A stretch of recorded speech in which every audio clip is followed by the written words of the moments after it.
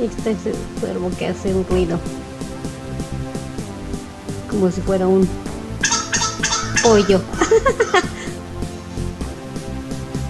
Y están bien grandotes estos cuervos. He's a noisy crow. Actually, he's very huge. He made some kind of noise like chicken. Hey crow, you are not chicken. There you go, that's your noise. Y las ardillas ahí al lado. Crow, can get some food, crow. You're not chicken. Come on, crow. I don't scare him.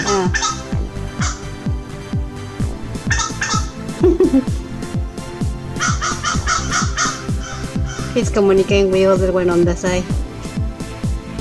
Creo que tiene un argumento con el otro cuervo que está al lado.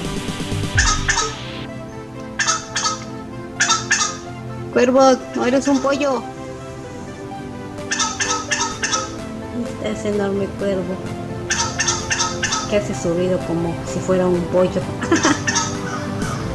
Está confundido.